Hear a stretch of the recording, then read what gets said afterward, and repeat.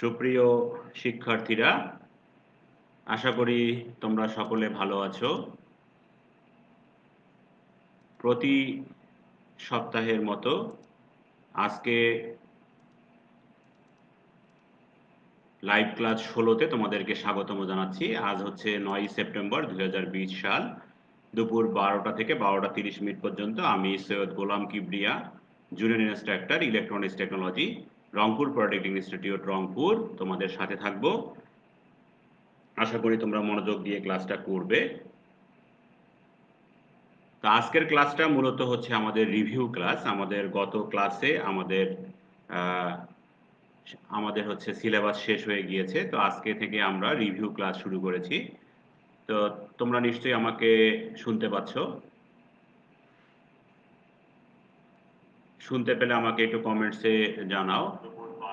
হ্যাঁ, তোমরা শুনতে পাচ্ছ। আশা করি তোমরা মনোযোগ দিয়ে ক্লাসটা। আজকে আমাদের ক্লাসে যাওয়ার আগে আমরা গত ক্লাসে যে বিষয় সম্পর্কে আলোচনা করেছিলাম, গত লাস্ট ক্লাসে সেই বিষয়গুলো সম্পর্কে আমরা একটু দেখার চেষ্টা করি। তো আমরা দেখেছিলাম যে মাল্টিভাইব্রেটরের প্রকারভেদ সম্পর্কে আমরা আলোচনা করেছিলাম। মাল্টিভাইব্রেটর আমরা জানি যে 3 প্রকার: অ্যাস্টেবল, মনোস্টেবল এবং বাইস্টেবল, এবং প্রত্যেকটা মাল্টিভাইব্রেটরের চিত্র সহ কার্যপ্রণালী আমরা আলোচনা করেছিলাম। তো সেই সাথে আমি তোমাদের হচ্ছে ম্যাথমেটিক্যাল একটা প্রবলেম করিয়েছিলাম। তো সেগুলো তোমরা বুঝতে পেরেছো নিশ্চয়ই। তো মাল্টিভাইব্রেটর চ্যাপ্টারটা তোমাদের জন্য খুবই ইম্পর্টেন্ট ছিল। তো এখান থেকে তোমরা ভালো করে পড়বে। তো আমরা শুরু করি। আমাদের হচ্ছে প্রথম চ্যাপ্টার থেকে আমরা শুরু করি। তো প্রথম চ্যাপ্টারে আমাদের প্রথমেই যেটা ছিল সেটা ছিল হচ্ছে সোল্ডারিং এবং কালার কোড। মূলত সোল্ডারিং বলতে আমরা কি বুঝি? তো সোল্ডারিং হলো এমন একটি প্রক্রিয়া যার মাধ্যমে দুই বা ততোধিক ধাতু বা ইলেকট্রনিক কম্পোনেন্ট কে একে অপরের সাথে জোড়ক পদার্থ সোল্ডার দ্বারা তাপ বা অন্য কোনো বিশেষ শক্তি প্রয়োগ করে জোড়া দেওয়া হয়। অর্থাৎ দুইটা ধাতুকে আমরা দুই বা ততোধিক, দুইটা হতে পারে বা তার অধিকও হতে পারে, ধাতুকে যখন আমরা একসঙ্গে জোড়া দিব, সেই জোড়া দেওয়ার জন্য আমরা ব্যবহার করব হচ্ছে সোল্ডার। সোল্ডার বা জোড়ক পদার্থ বলা হয় এটাকে বাংলায়। তো সোল্ডার জোড়ক পদার্থ দ্বারা যখন আমরা জোড়া দেব, সেই প্রক্রিয়াটাকেই বলা হচ্ছে আমাদের সোল্ডারিং। তো এই সোল্ডারিং করার জন্য আমাদের যে প্রয়োজনীয় যে উপাদানগুলো ছিল আর কি, আমাদের যে প্রয়োজনীয় যে উপাদানগুলো লাগবে, সেই উপাদানগুলোর মধ্যে প্রথমেই লাগবে হচ্ছে আমাদের সোল্ডারিং আয়রন। এটাকে আমরা বাংলায় বলে থাকি যে তাতাল। এটা 15 থেকে 30 ওয়াটের হলে, 30 ওয়াটের মধ্যে হলে আমাদের সোল্ডারিং কাজ আমরা সম্পন্ন করতে পারবো ইলেকট্রনিক্সের ক্ষেত্রে। এরপর লাগবে হচ্ছে আমাদের সোল্ডার, তারপর লাগবে হচ্ছে রেজিন অথবা রজন। সোল্ডারটা হচ্ছে আমাদের এক ধরনের জোড়ক পদার্থ, একটু আগেই তোমাদেরকে বলেছি যে এটাকে গলিয়ে দিয়ে আমরা হচ্ছে সোল্ডারিং করে থাকি, দুইটা ধাতুকে একসঙ্গে জোড়া দিয়ে থাকি। সেই সাথে হচ্ছে পরিষ্কারক হিসাবে আমরা ব্যবহার করব হচ্ছে রজন বা রেজিন যেটাকে বলা হচ্ছে সেটা। তারপরে লাগবে হচ্ছে আমাদের পিসিবি বা ভ্যারো বোর্ড। এই বোর্ডের মধ্যে আমরা আমাদের ইলেকট্রনিক কম্পোনেন্টগুলোকে এর মধ্যে সন্নিবেশ করে তারপরে আমরা এর পিছনের দিকে আমরা সোল্ডারিং করব। এরপরে লাগবে হচ্ছে তামার তার এবং সংশ্লিষ্ট ইলেকট্রনিক কম্পোনেন্ট, যে তার আমাদের এখানে লাগে সাকার বা ডি সোল্ডার। কোথাও যখন আমাদের সোল্ডারিং কমপ্লিট হয়ে গেল, যদি সোল্ডারিংটাকে তুলতে হয় কোনো কারণে, সেই তোলার জন্য আমরা ব্যবহার করি হচ্ছে ডি সোল্ডারিং টুলস, বা এটাকে বলা হচ্ছে সাকার। তো এই মোটামুটি ইনস্ট্রুমেন্টগুলো আমাদের হইলে আমরা সোল্ডারিং করতে পারবো। তো সোল্ডারিং এর জন্য প্রয়োজনীয় যে উপাদানগুলো আমাদের দরকার সেটা হচ্ছে সোল্ডারিং আয়রন লাগবে। তো এটা দেখতে কিরকম আমি তোমাদেরকে দেখাই। হ্যাঁ, যে এটা হচ্ছে সোল্ডারিং আয়রন। দেখো, এটা সোল্ডারিং আয়রন, এটা স্ট্যান্ড। তো স্ট্যান্ডের ভিতরে রাখলে যাতে আমাদের কোনো ধরনের কোনো দুর্ঘটনা না ঘটে, গরম যাতে কোথাও না লাগে। হ্যাঁ, এটাকে বলা হচ্ছে সোল্ডারিং আয়রন। এরপরে দেখো সোল্ডারটা কিরকম দেখতে। সোল্ডারটা হচ্ছে এরকম তারের মতো পেঁচানো। এটা খুব নমনীয় একটা ধাতু। তো এটা এই সোল্ডার যখন সোল্ডারিং আয়রনের সাথে যখন সংযুক্ত করা হবে বা কাছাকাছি নেওয়া হবে, তখন কি হবে, এই সোল্ডারটা গলবে, গলে আমাদের সেই ধাতু দুটো জয়েন্ট হবে। তারপরে আমাদের রজনটা দেখতে কিরকম, এই দেখো রজনটা দেখতে হচ্ছে এরকম। হ্যাঁ, এরকম বক্স আকারেও পাওয়া যায়, আবার এরকম প্যাকেট আকারেও পাওয়া যায়। তো এটা হচ্ছে রজন। পিসিবিটা দেখতে কিরকম, এই যে পিসিবি, এটা হচ্ছে প্রিন্টেড সার্কিট বোর্ড। এটাকে আমরা এরকম ভাবে দেখো, এটা তোমরা দেখছো আর কি, সকলেই তোমরা জানো। হ্যাঁ, পিসিবি এটা হচ্ছে ভ্যারো বোর্ড। এটাতে বিভিন্নভাবে এই সংযোগগুলো, এটা পুরোটাই একটা সংযোগ আছে। তারপরে এই লাইনটা একটা সংযোগ আছে, কিন্তু প্রতিটা লাইনের মধ্যে কোনো সংযোগ নাই। এই লাইন থেকে এই লাইনের মধ্যে কোনো সংযোগ নাই। এই পিসিবির সুবিধা হচ্ছে যে কোনো সময় আমরা এর পিছনে যে কানেক্টিভিটির জন্য যে কন্ডাক্টর এখানে ব্যবহার করা হয়েছে, এটা আমরা কেটে দিতে পারি। যে কোনো সময় আমরা এটা কেটে দিতে পারি আরকি। দিয়ে নিজের ইচ্ছা মতো আমরা সার্কিট তৈরি করতে পারি। তারপরে হচ্ছে আমাদের ইলেকট্রনিক কম্পোনেন্ট গুলো দেখো। এই যে ইলেকট্রনিক কম্পোনেন্ট গুলো কি কি আছে এখানে, ট্রানজিস্টর আছে, তারপরে এলইডি আছে, আইসি আছে, হ্যাঁ, তারপরে হচ্ছে তোমার মিটারের প্রোব দেওয়া আছে, এখানে রেজিস্টর আছে, এখানে হচ্ছে দেওয়া আছে হচ্ছে এটা কি তোমার প্রিন্টেড সার্কিট বোর্ড দেওয়া আছে। আর সাকার বা ডিস হোল্ডারটা হচ্ছে এরকম দেখতে দেখো। তো এটা মূলত ভ্যাকুয়াম আরকি। এইখানে এটা যখন আমরা প্রেস করি, ভিতরের দিকে এখন প্রেস করা অবস্থায় আছে। এটাতে যখন আমরা চাপ দিব, তখন এই বাতাসের মাধ্যমে এটা ভিতরের দিকে চলে যাবে। পরে যখন হ্যান্ডেলটাকে যখন আমরা আবার চাপ দিব, তখন ওই সোল্ডারটা ওই দিক থেকে বের হয়ে আসবে। তো ভালো সোল্ডারিং এর যে কৌশলটা আরকি, সেটা সম্পর্কে আমরা দেখি। এই চিত্রটা দেখলে বোঝা যাচ্ছে। দেখো, হাউ টু সোল্ডার, কিভাবে সোল্ডারিং করা হচ্ছে। তো এটা হচ্ছে আমাদের সার্কিট বোর্ডটা, এটা সোল্ডারিং আয়রন, সোল্ডার। এটা হচ্ছে কপারের যে প্রলেপটা দেওয়া থাকে, সেই প্রলেপটা এটার উপরেই মূলত ঝালাই হবে। এখানে একটা এলইডি কে সোল্ডারিং করে দেখানো হয়েছে আরকি। তো ভালো সোল্ডারিং এর কিছু কিছু বৈশিষ্ট্য আছে। সেই বৈশিষ্ট্যগুলো হচ্ছে এরকম: সোল্ডার জয়েন্ট মসৃণ ও উজ্জ্বল হতে হবে। হ্যাঁ, জয়েন্ট যেখানে হবে সেটা অবশ্যই মসৃণ হবে এবং উজ্জ্বল হবে। তারপরে সোল্ডার জয়েন্ট পরিষ্কার হতে হবে। সোল্ডার জয়েন্ট নমনীয় হতে হবে। কম্পোনেন্টের প্রান্ত সোল্ডার দিয়ে আবৃত থাকতে হবে। সোল্ডার জয়েন্টের তল অবশ্যই বক্রতল হতে হবে। সোল্ডার জয়েন্টের ভিতরে কোনোভাবেই বাতাস থাকা যাবে না। দেখো, এখানে এই চিত্রটার মাধ্যমে তোমরা দেখতে পারবা। এই দেখো, কি করতে হবে আমাদের, 2 থেকে 3 সেকেন্ড পার্টস এবং প্যাডটাকে গরম করতে হবে আগে। তারপরে সোল্ডার যোগ করতে হবে। যদি পরিষ্কার করা লাগে, সেক্ষেত্রে আমরা এখানে রজন ব্যবহার করব এবং আরো 1 থেকে 2 সেকেন্ড তাপ দিতে থাকবো আমরা এখানে। ঠান্ডা হয়ে গেলে এইটা হচ্ছে আমাদের সবচেয়ে ভালো সোল্ডার। এই ছবিটা হচ্ছে ভালো সোল্ডারের চিত্র এইটা। যখন কোনো কম্পোনেন্টকে আমরা সোল্ডারিং করব, তখন এরকম দেখা যাবে। যদি এরকম দেখা যায়, তাহলে বুঝবো যে এই সোল্ডারিংটা আমাদের এখানে অনেক ভালো সোল্ডারিং হয়েছে। নিচের ছবিতে দেখা যাচ্ছে, দেখো এটা সঠিক। হ্যাঁ, এটা এই ছবিটাই এখানে দেখানো আছে সঠিক। এটা অনেক বেশি পরিমাণে সোল্ডার পড়ে গেছে। তারপরে এখানে কম পরিমাণে সোল্ডার পড়ে গেছে। আর এখানে সোল্ডার পড়ে গেছে কিন্তু ঠান্ডা হয়ে গেছে আর কি। এই কারণে এটার সঙ্গে এটা জয়েন্ট লাগে নাই। আর এটা অনেক বেশি তাপের কারণে এটা পুড়ে গেছে।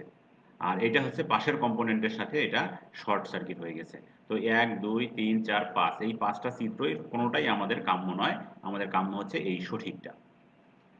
তো শিক্ষার্থীরা, তোমরা বুঝতে পারছো নিশ্চয়ই। প্রিন্টেড সার্কিট বোর্ড কাকে বলে আমরা দেখি। প্রিন্টেড সার্কিট বোর্ড বা পিসিবি হলো এক ধরনের বোর্ড, যাতে বিভিন্ন প্রকার ইলেকট্রনিক উপাদান যোগ করে সংযোগ প্রদানের মাধ্যমে তড়িৎ প্রবাহের পথ সৃষ্টি করা হয়ে থাকে। তো প্রিন্টের উপর ভিত্তি করে পিসিবিকে সাধারণত 3 ভাগে ভাগ করা যায়। একটা হচ্ছে সিঙ্গেল সাইডেড পিসিবি, অর্থাৎ বোর্ডের একদিকে আমাদের এটা দেওয়া থাকবে, প্রিন্ট করা থাকবে। ডাবল সাইডেড, 2 দিকে থাকবে এবং মাল্টি লেয়ার, কয়েকটা স্তরে থাকবে আর কি। আমাদের ইন্টারকানেক্টিং যে পাথগুলো থাকবে, এগুলো কয়েকটা লেয়ারে দেওয়া থাকবে। সিঙ্গেল সাইডেড পিসিবিটা কিরকম দেখতে আমরা দেখি। এই দেখো, সিঙ্গেল সাইড, জাস্ট শুধু একটা সাইড। আমাদের বাজারে ছোটখাটো যে সার্কিট গুলো আমরা কিনতে পারি আর কি, কিনতে পাওয়া যায়, ছোটখাটো এমপ্লিফায়ারের সার্কিট গুলো, এগুলো সবগুলো এরকম সিঙ্গেল সাইডেড পিসিবি আর কি, একদিকেই দেওয়া থাকে।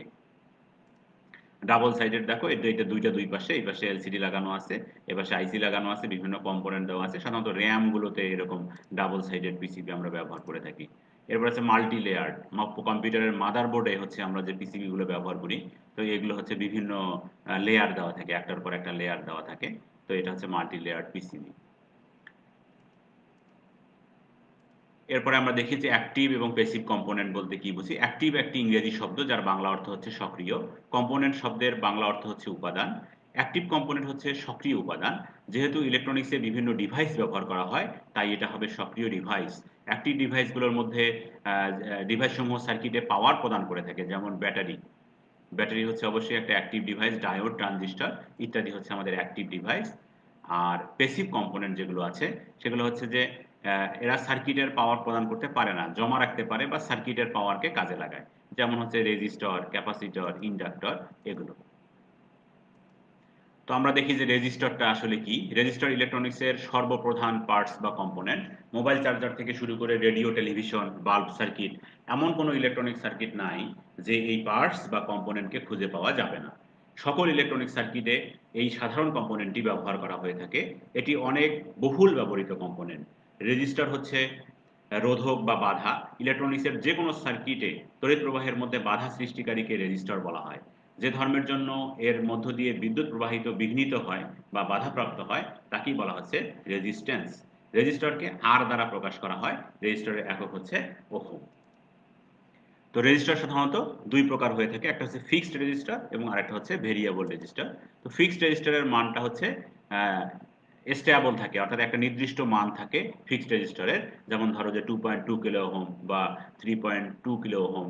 তো এগুলো হচ্ছে রেজিস্টারের মানটা, ওহমটা, ওহমিক ভ্যালু যেটা আছে সেটা ফিক্সড থাকে। আর যেটা ভেরিয়েবল সেটা হচ্ছে মান পরিবর্তন হয়। ধরো যে 0 থেকে 1 কিলো ওহমস পর্যন্ত এটা কম বেশি আমরা করতে পারি। রেজিস্টার যে প্রতীকটা আর কি, ফিক্সড রেজিস্টারের প্রতীকটা হচ্ছে এরকম। হ্যাঁ, জাস্ট একটা রেজিস্টার, এখানে আর দ্বারা প্রকাশ করা হয়। এটা হচ্ছে ফিক্সড রেজিস্টার, অর্থাৎ এর মানটা অবশ্যই স্থির বা একটাই মান। আর ভেরিয়েবল রেজিস্টারে শুধু এর মাঝখানে একটা তীর চিহ্ন দিয়ে দেখানো হয়েছে। তো এটাই হচ্ছে আমাদের ভেরিয়েবল রেজিস্টার, এটার মান পরিবর্তন হতে পারে। তো ফিক্সড রেজিস্টারটা দেখতে কিরকম, এই যে এরকম, এই তোমরা চেনোই, আগেও তোমরা দেখেছো। এটা জাস্ট শুধু রিভিউ করতেছি আমি তোমাদের মনে মনে করিয়ে দেওয়ার জন্য, অথবা যারা এর আগে ক্লাসগুলোতে যুক্ত হতে পারো নাই তাদের জন্য আর কি। তো রেজিস্টারটা দেখতে হচ্ছে এরকম রেজিস্টার অথবা ফিক্সড রেজিস্টার। ফিক্সড রেজিস্টারকে আমরা সরাসরি রেজিস্টারও বলতে পারি।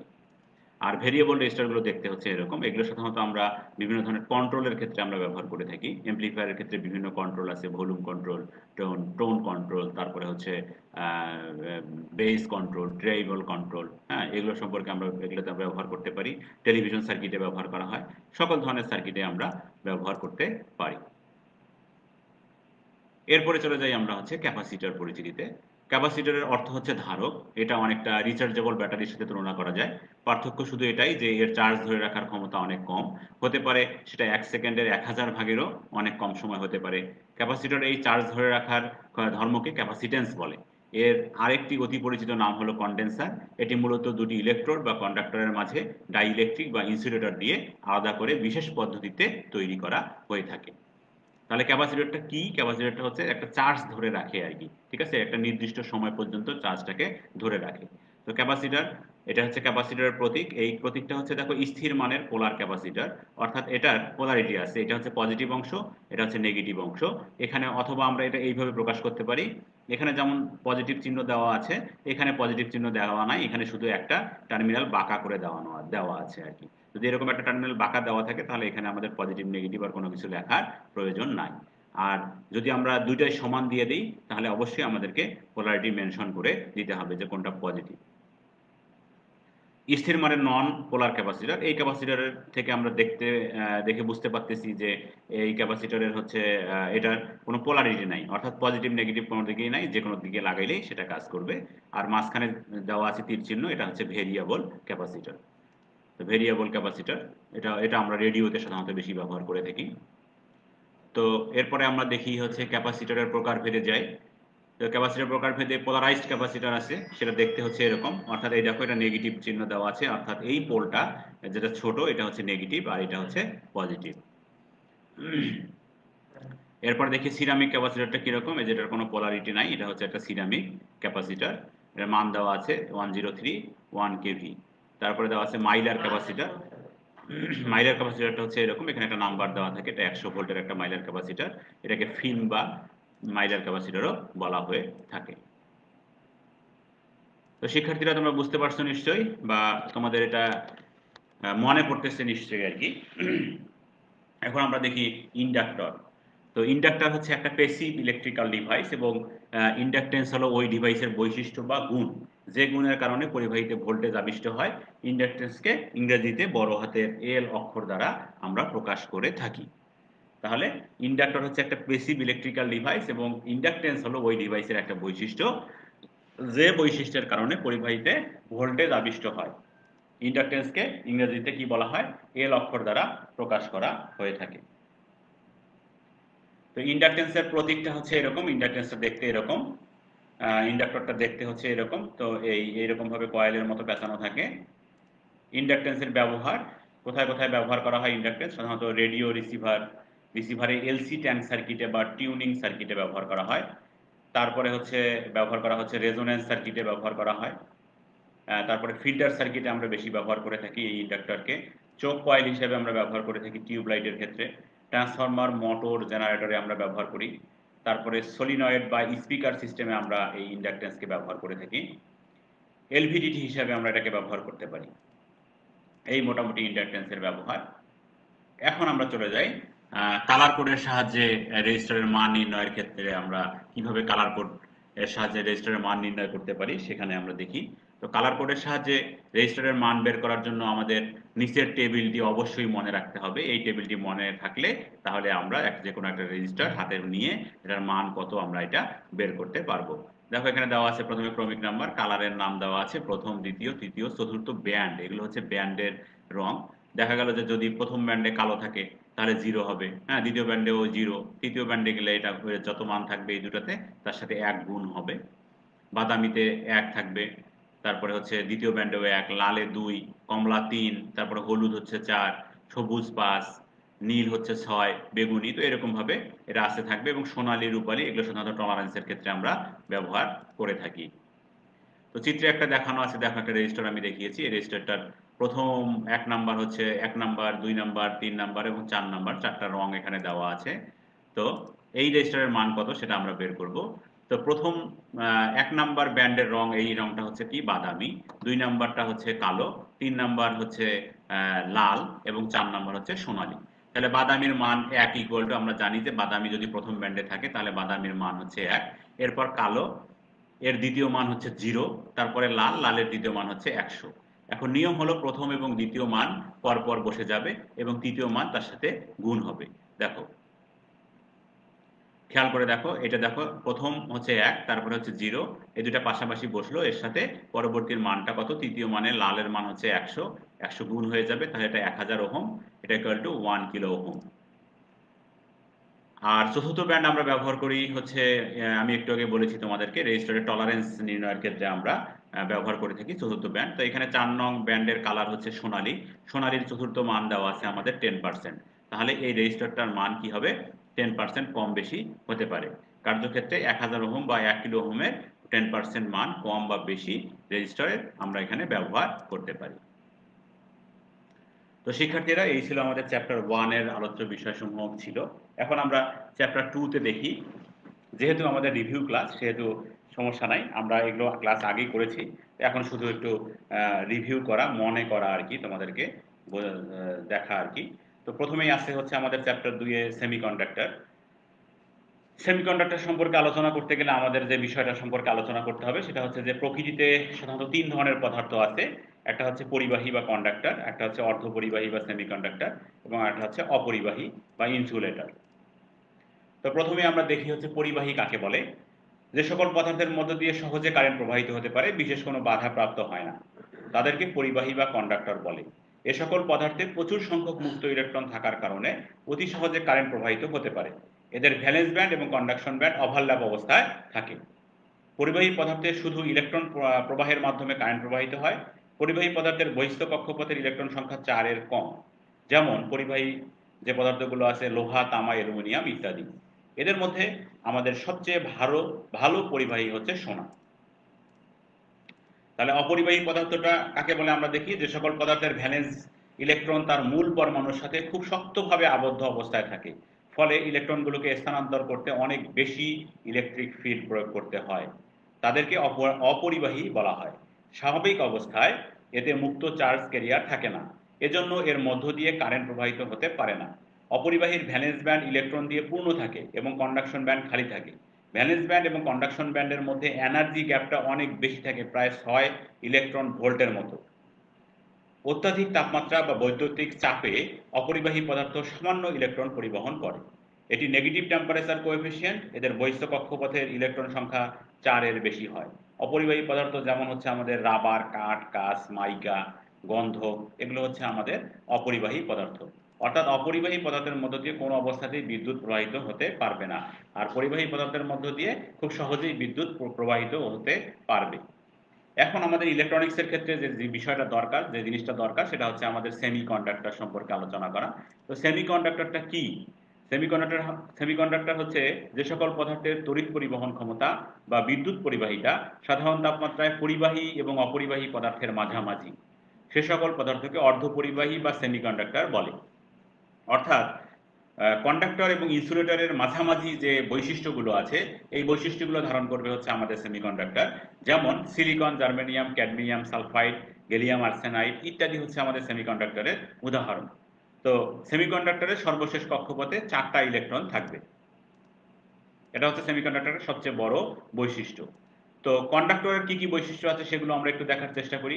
কন্ডাক্টরের যে বৈশিষ্ট্যগুলো আছে, কন্ডাক্টর হচ্ছে উচ্চ পরিবাহিতা সম্পন্ন, নিম্ন রেজিস্টিভিটি, মানে পরিবাহিতা অনেক বেশি, রেজিস্ট্যান্সটা অনেক কম, তাপ গুণাঙ্ক কম, নমনীয়, ক্ষয় রোধের ক্ষমতা রোধক সম্পন্ন, মরিচা প্রতিরোধক ক্ষমতা সম্পন্ন, ঝালাই উপযুক্ততা, ঝালাই অবশ্যই আমরা এটা ঝালাই করতে পারবো পরিবাহী পদার্থের মধ্যে, টান সহন ক্ষমতা, এগুলো হচ্ছে আমাদের পরিবাহীর মধ্যে পরিবাহীর বৈশিষ্ট্য।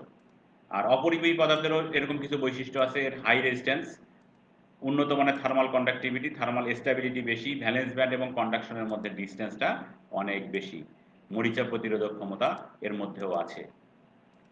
এখন আসি আমরা আমাদের সেমিকন্ডাক্টরের বৈশিষ্ট্য। এর পরিবাহিতা কন্ডাক্টর এবং ইনসুলেটরের মাঝামাঝি, রেজিস্টিভিটি কন্ডাক্টর এবং ইনসুলেটরের মাঝামাঝি, তাপমাত্রা বাড়লে রেজিস্ট্যান্স কমে যায়, ভেজাল পদার্থ মিশ্রণে পরিবাহিতা বাড়ানো যায়, পরম শূন্য তাপমাত্রায় এটা ইনসুলেটরের মতো আচরণ করে, ভ্যালেন্স ব্যান্ড এবং কন্ডাকশন ব্যান্ডের মধ্যে দূরত্ব অনেক কম। তো এগুলো হচ্ছে মোটামুটি হচ্ছে আমাদের সেমিকন্ডাক্টরের বৈশিষ্ট্য। একটা সিলিকন পরমাণুর পারমাণবিক গঠন আমি তোমাদেরকে দেখানোর চেষ্টা করি। এখানে দেখো সিলিকন পরমাণুর, তো সিলিকন পরমাণুর পারমাণবিক গঠনটা হচ্ছে এরকম। দেখো এটা সিলিকন, এটা হচ্ছে জার্মেনিয়াম। তো সিলিকন পরমাণুতে 14টা ইলেকট্রন আছে। 2n² ফর্মুলা অনুযায়ী প্রথম কক্ষপথে 2টা ইলেকট্রন, দ্বিতীয় কক্ষপথে 8টা ইলেকট্রন এবং সর্বশেষ কক্ষপথে 4টা ইলেকট্রন থাকবে। সিলিকনের বাইরের কক্ষপথে 4টা ইলেকট্রন থাকবে। যেহেতু এর বাইরের কক্ষপথে 4টা ইলেকট্রন আছে, অতএব এর ভ্যালেন্স ইলেকট্রন সংখ্যা হচ্ছে 4 আর এর যোজনীয় হচ্ছে 4। একই রকম ভাবে জার্মানিয়ামেরও সর্বশেষ কক্ষপথে 4টা ইলেকট্রন আমরা দেখতে পাই। ভ্যালেন্স ব্যান্ড এবং কন্ডাকশন ব্যান্ড দিয়ে যদি আমরা দেখি, এটা দেখো ইনসুলেটরের মধ্যে ভ্যালেন্স ব্যান্ড এবং কন্ডাকশনের ব্যান্ডের মধ্যে ব্যান্ডের গ্যাপটা অনেক বেশি, ঠিক আছে। অর্থাৎ এখান থেকে এইখানে বিদ্যুৎ প্রবাহিত হবে না, ইনসুলেটরের মধ্য দিয়ে কারেন্ট প্রবাহিত হবে না। সেমিকন্ডাক্টরের মধ্যে ভ্যালেন্স ব্যান্ড যে গ্যাপটা আছে, এই গ্যাপটা অনেক কম, এটা হচ্ছে অনেক অনেক কম। এবং এখানে দেখো এই ভ্যালেন্স ব্যান্ড এবং কন্ডাকশন ব্যান্ড একটা অপরটার ওভারল্যাপিং অবস্থায় আছে। অর্থাৎ এটা হচ্ছে কন্ডাক্টর, সেমিকন্ডাক্টর, এটা হচ্ছে ইনসুলেটর। সেমিকন্ডাক্টর প্রকারভেদ আমরা দেখি। সেমিকন্ডাক্টর প্রকারভেদে আছে ইন্ট্রিনসিক সেমিকন্ডাক্টর এবং এক্সট্রিনসিক সেমিকন্ডাক্টর। তো ইন্ট্রিনসিক সেমিকন্ডাক্টর বা খাঁটি সেমিকন্ডাক্টর, এতে কোনো ভেজাল মিশ্রিত থাকে না। ভ্যালেন্স ও কন্ডাকশন ব্যান্ডের এনার্জি গ্যাপ মাত্র 1 ইলেকট্রন ভোল্ট হয়ে থাকে। পরম শূন্য তাপমাত্রায় অপরিবাহীর ন্যায় আচরণ করে। তাপমাত্রা বাড়ার সাথে সাথে পরিবাহিতা বাড়তে থাকে। কার্বন, সিলিকন, জার্মেনিয়াম ইত্যাদি। আর আমাদের আছে এক্সটেন্সিক সেমিকন্ডাক্টর। এক্সটেন্সিক সেমিকন্ডাক্টর হচ্ছে খাঁটি সেমিকন্ডাক্টর। এর সাথে ভেজাল হিসেবে আমরা 3 যোজি এবং 5 যোজি মৌলকে মিশ্রণ করতে পারি। 3 যোজি মৌল যেমন হচ্ছে ইন্ডিয়াম, গ্যালিয়াম, অ্যালুমিনিয়াম ভেজাল হিসেবে মিশ্রিত করলে পি টাইপ সেমিকন্ডাক্টর তৈরি করা যায়। আবার 5 যোজি মৌল যদি আমরা আর্সেনিক, অ্যান্টিমনি, ফসফরাস এর সাথে যদি আমরা মিশ্রিত করি, তাহলে এন টাইপ সেমিকন্ডাক্টর তৈরি করা যাবে। এই হচ্ছে মূলত হচ্ছে আমাদের এক্সটেন্সিভ সেমিকন্ডাক্টরের বিষয়টা। এরপর আছে পি টাইপ সেমিকন্ডাক্টরের গঠন প্রক্রিয়াটা আমরা একটু দেখার চেষ্টা করি। দেখো এখানে দেওয়া আছে জার্মেনিয়াম, গ্যালিয়াম ভেজাল হচ্ছে ভেজাল পরমাণু, এর সাথে আমরা পি টাইপ সেমিকন্ডাক্টরের গঠন প্রক্রিয়াটা এরকম পাশের ছবিতে দেখানো আছে এটা, এবং এখানে বর্ণনাটা দেওয়া আছে, তোমরা এটা একটু দেখে নিবা। এরপরে আমরা যাই হচ্ছে মেজরিটি এবং মাইনরিটি চার্জ ক্যারিয়ার কাকে বলে। খাঁটি সেমিকন্ডাক্টরে ডোপিং করে ভেজাল সেমিকন্ডাক্টর তৈরি করা হয়ে থাকে। এদের মাঝে ফ্রি ইলেকট্রন ও হোলের মধ্যে যেটির পরিমাণ বেশি থাকে সেটিকে বলা হচ্ছে majority carrier charge. N type সেমিকন্ডাক্টরের ক্ষেত্রে মেজরিটি চার্জ ক্যারিয়ার হলো ফ্রি ইলেকট্রনগুলো, এবং পি টাইপ সেমিকন্ডাক্টরের ক্ষেত্রে মেজরিটি চার্জ ক্যারিয়ার হবে হোল। মাইনরিটি চার্জ ক্যারিয়ারের ক্ষেত্রে আমরা দেখি যে আমরা জানি সেমিকন্ডাক্টরে ডোপিং করে ভেজাল সেমিকন্ডাক্টর তৈরি করা যায়। এই ভেজাল সেমিকন্ডাক্টরের মাঝে ফ্রি ইলেকট্রন এবং হোল উভয়ই বিদ্যমান থাকে। এই ফ্রি ইলেকট্রন এবং হোল যেটির পরিমাণ কম থাকে তাকেই বলা হচ্ছে মাইনরিটি চার্জ ক্যারিয়ার। দেখো এখানে খেয়াল করো, মেজরিটি এবং মাইনরিটি চার্জ ক্যারিয়ার চিত্রের মাধ্যমে আমি দেখানোর চেষ্টা করেছি। এখানে মেজরিটি চার্জ ক্যারিয়ার হচ্ছে হোল বা পজিটিভ আয়ন, আর এখানে হচ্ছে মেজরিটি চার্জ ক্যারিয়ার হচ্ছে কি নেগেটিভ আয়ন বা ইলেকট্রন, এটাকে বলা হচ্ছে। আর এটা হচ্ছে পিএন জাংশন। একটা পি টাইপ এবং একটা এন টাইপ সেমিকন্ডাক্টরকে যখন আমরা সংযোগ করব তখন এটা হচ্ছে পিএন জাংশন তৈরি হবে। এখানে হচ্ছে ডিপ্লেশন লেয়ার তৈরি হবে। এখানকার যে মাইনরিটি চার্জ ক্যারিয়ার আছে নেগেটিভ এবং এখানকার যে মাইনরিটি চার্জ ক্যারিয়ার আছে পজিটিভ, এই পজিটিভ এবং নেগেটিভ পরস্পরকে আকর্ষণ করবে, আকর্ষণ করে একটা লেয়ার তৈরি করবে, সেই লেয়ারটাকে বলা হচ্ছে আমাদের ডিপ্লেশন লেয়ার।